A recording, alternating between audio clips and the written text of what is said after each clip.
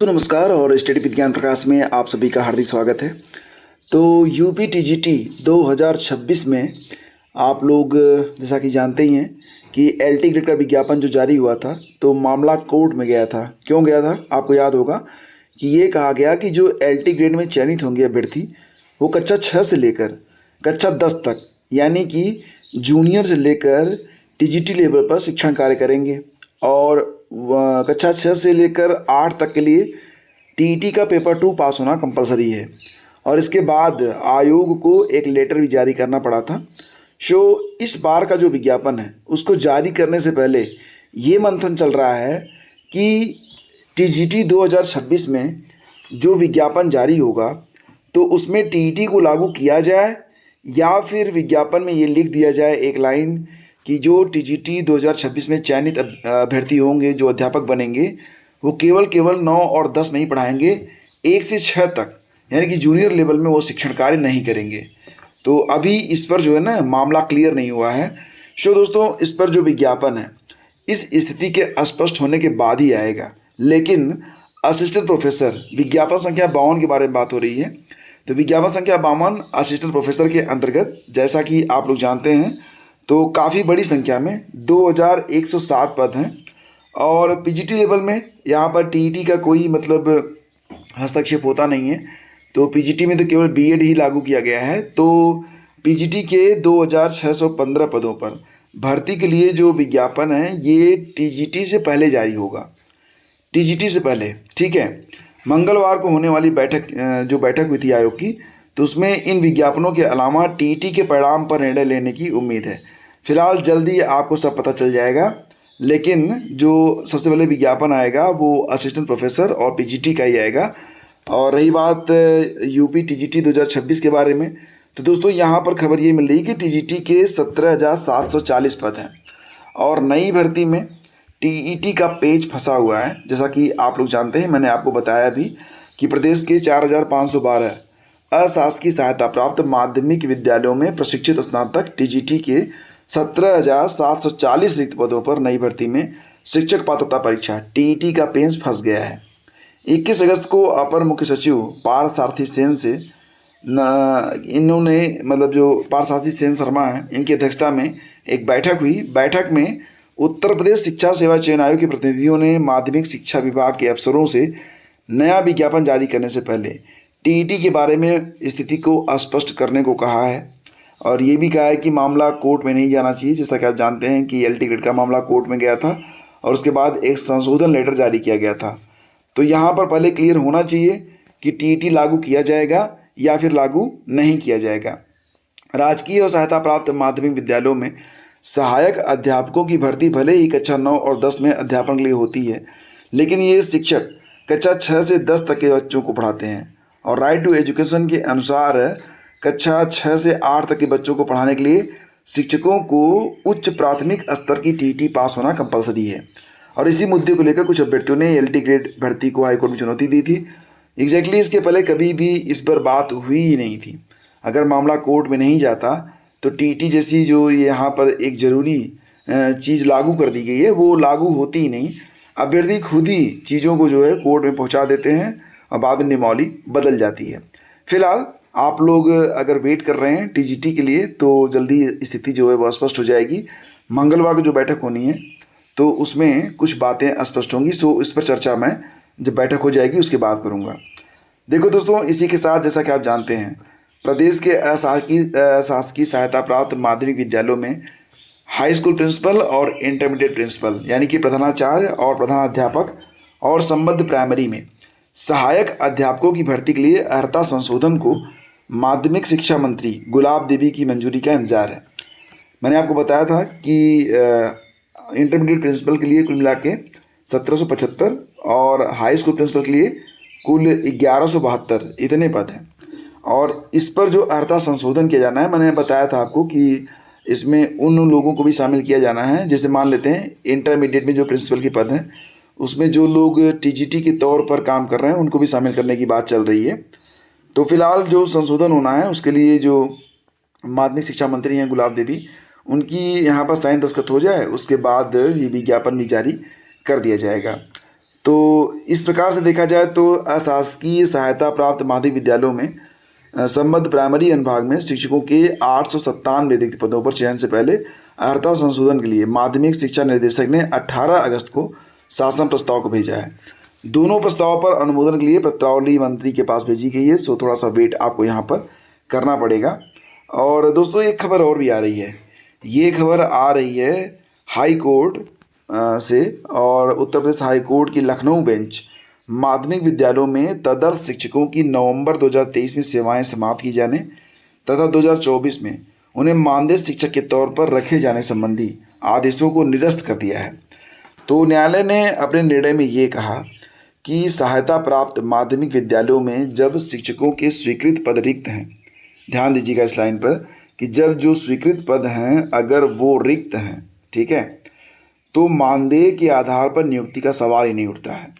राज्य सरकार को ऐसे रिक्त पदों पर नियमित चयनित शिक्षकों के जो मतलब उपलब्ध होने तक अस्थायी नियुक्ति की नई नीति बनानी चाहिए। ऐसी नियुक्ति संबंधित नियुक्ति प्राधिकारी द्वारा आयोग की संस्तुति पर की जाए और शिक्षक को संबंधित स्वीकृत पद के लिए न्यूनतम वेतनमान के साथ अनुमन्य भत्तों का भुगतान किया जाए। यह निर्णय न्यायमूर्ति राजीव सिंह की एकल पीठ ने मनोज कुमार सिंह और अन्य समेत 189 याचिकाओं पर एक साथ सुनवाई कर पारित किया है। न्यायालय ने 9 नवंबर 2023 और 8 जुलाई 2024 के राज्य सरकार की उन दोनों शासनादेशों को निरस्त कर दिया जिसके जरिए एक और लंबे समय से कार्यरत तदर्थ शिक्षक हटाए गए, दूसरी ओर उन्हें रखा भी गया क्योंकि शिक्षकों की भारी कमी थी। तो ये जो नीति है ये गलत है, यही बात कोर्ट के द्वारा कही गई और कहा गया कि अगर ये पात्र नहीं है तो आपको अस्थायी तौर से नियुक्ति पात्र अभ्यर्थियों की शिक्षक के तौर पर करनी चाहिए। लोक सेवा आयोग की मूल्यांकन प्रक्रिया को चुनौती मिली है। कोर्ट ने कहा आरटीआई के माध्यम से मूल्यांकित उत्तर पुस्तिका देखने के बाद आवेदन पर अनुमति दी जाए। आयोग से जवाब तलब किया गया है। तो मामला यहाँ पर थोड़ा गंभीर है। क्या मामला है? देखो दोस्तों, इलाहाबाद हाईकोर्ट ने उत्तर प्रदेश लोक सेवा आयोग द्वारा आयोजित संयुक्त राज्य प्रवर अधीनस्थ सेवा परीक्षा यूपीपीसीएस 2024 के अंतिम परिणाम एवं मूल्यांकन मॉडरेशन प्रक्रिया को चुनौती देने वाली याचिका पर लोक सेवा आयोग से जवाब मांगा है। आदेश न्यायमूर्ति मनीष कुमार निगम ने राहुल कुमार सिंह और अन्य की याचिका पर सुनवाई करते हुए दिया है। याचिका की सुनवाई के दौरान आयोग की ओर से जरूरी पत्रजात उपलब्ध कराए गए।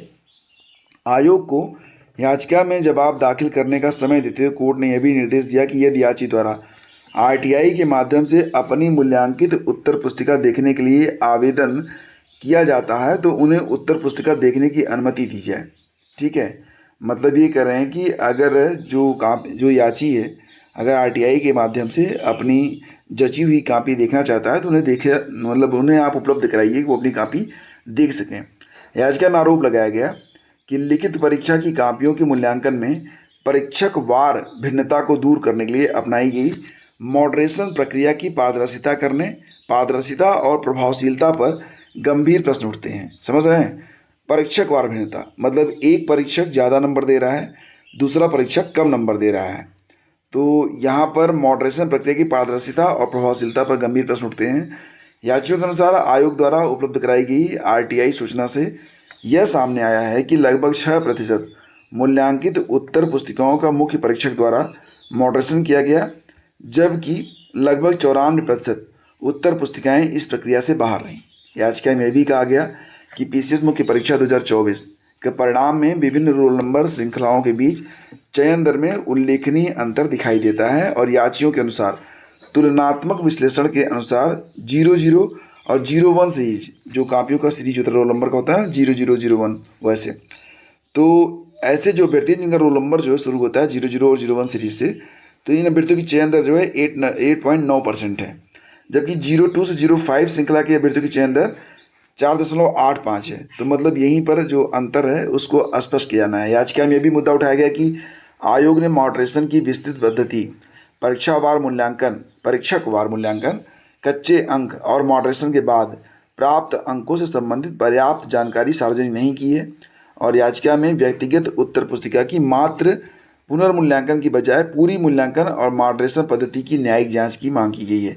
तो यहाँ पर आप समझ रहे होंगे, कहा यह जा रहा है कि जो भी यहाँ पर कापियाँ जांची जा रही हैं तो परीक्षक वार अलग अलग परीक्षक अलग अलग नंबर देते हैं। 6% कापियों का मॉडरेशन होता है, बाकी का मॉडरेशन आखिर क्यों नहीं होता है।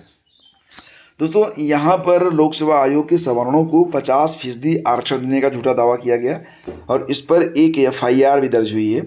एग्जैक्टली जो मामला है, उत्तर प्रदेश लोक सेवा आयोग की छवि धूमिल करने के लिए सोशल मीडिया पर भ्रामक और कूट रचित जानकारी प्रसारित करने का मामला सामने आया है। आरोप है कि एक्स हैंडल के जरिए आयोग पर सवर्णों को 50% आरक्षण देने का झूठा दावा किया गया है।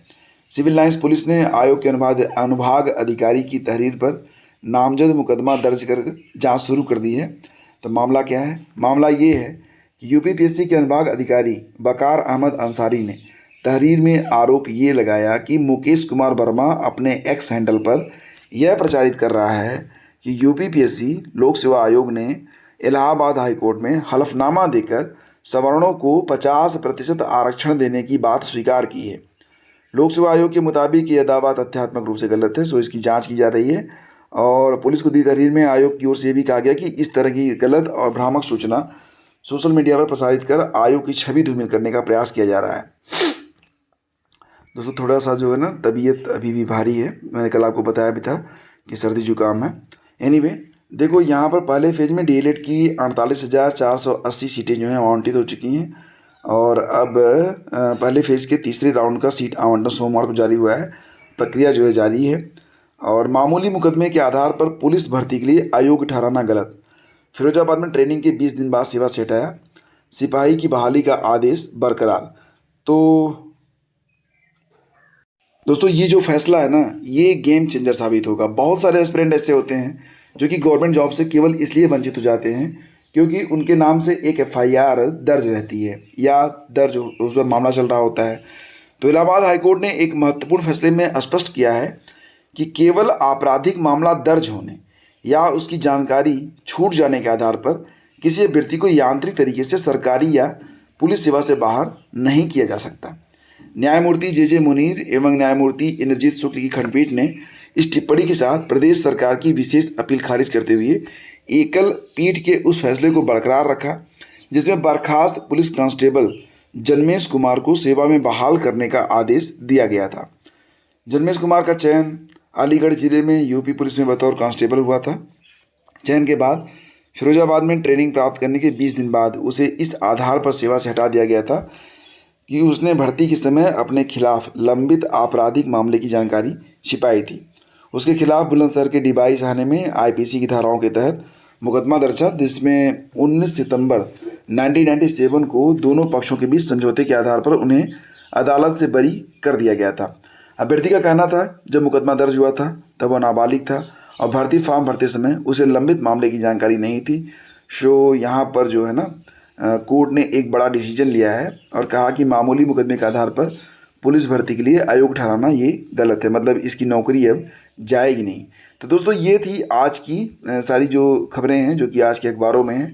उम्मीद करता हूँ सेशन आपको पसंद आया होगा और मैंने आपको बताया था कि लोअर पीसीएस में जो जीएस पूछा गया बहुत ही टफ लेवल का था और ये एक तरीके से आपके लिए चुनौती है कि जो पेपर पूछा जाएगा, जो टीजीटी पीजीटी स्वास्थ्य शिक्षा अधिकारी यूपीपीसीएस में जो क्वेश्चन पेपर आप देखेंगे निश्चित तौर से उस पर चौंकाने वाले प्रश्न होंगे क्योंकि अब पेपर सेटर एआई का भरपूर इस्तेमाल कर रहे हैं।